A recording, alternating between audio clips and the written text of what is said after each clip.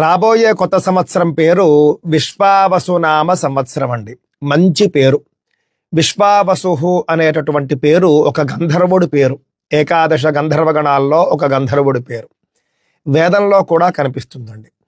వివాహం సందర్భంలో దంపతుల మధ్య ప్రేమను పుట్టించి పెంచి ఆ విధంగా దంపతులను కలిపేటటువంటి బాధ్యత ఈ విశ్వావసు అనే గంధర్వుడిది. ఆ విధంగా విశ్వావసు ప్రేమప్రదుడు. మంచి పేరండి. అంతేకాదండి, విశ్వావసు అనేటటువంటి పేరు మహావిష్ణువుకి కూడా వర్తిస్తుంది. మహావిష్ణువు అంటే మంగళప్రదుడు, శుభప్రదుడు. ఈ విధంగా మనకు ఈ విశ్వావసునామ సంవత్సరం పేరులోనే మనకు సానుకూలమైనటువంటి అంశాలు కనిపిస్తూ ఉన్నాయండి. సంతోషకరంగా అనిపిస్తూ ఉన్నది. ఎందుకు? క్రోధి నామ సంవత్సరంలో మనకు ఈ పరిస్థితి లేదు. క్రోధి అంటే పేరులోనే క్రోధం.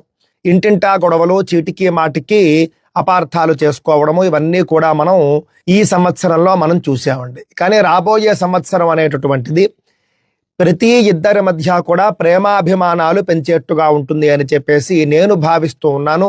విశ్వావసు సంవత్సరం గురించి మనం ఒక్కసారి చూసుకుంటే, సర్వత్ర జాయతే క్షేమం సర్వశస్య మహార్ఘత, విశ్వావసౌ వరారోహే కార్పాసస్య మహార్ఘత అన్నారు. సర్వత్ర జాయతే క్షేమం, అన్ని చోట్ల కూడా క్షేమం వర్ధిల్లుతుంది, అందరికీ క్షేమం కలుగుతుంది అని చెబుతూ ఉన్నారండి. సర్వశస్య మహార్ఘత, పాడి పంటలు, అన్ని రకాల పంటలు కూడా బాగా పండుతాయి, మంచి దిగుబడి ధరలు వస్తాయి అని చెప్పేసి కూడా చెబుతూ ఉన్నారు. ఆ తర్వాత కార్పాసస్య మహార్ఘత అన్నారు. ముఖ్యంగా ప్రతి కాటన్ పంటలు ఏవైతే ఉంటాయో, కాటన్ మిల్లులు, కాటన్ వ్యాపారస్తులు, వాళ్లకు మంచి లాభాలు ఉంటాయి ఈ సంవత్సరం.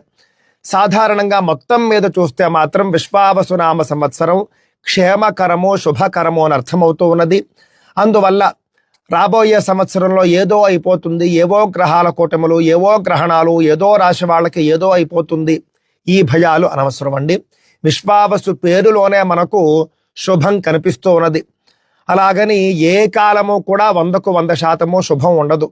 కాకపోతే ఏది శాతం ఎక్కువ అని మనం చూసుకోవాలి. ఈ రాబోయే సంవత్సరం శుభం యొక్క శాతం ఎక్కువ దృష్టిలో పెట్టుకోండి.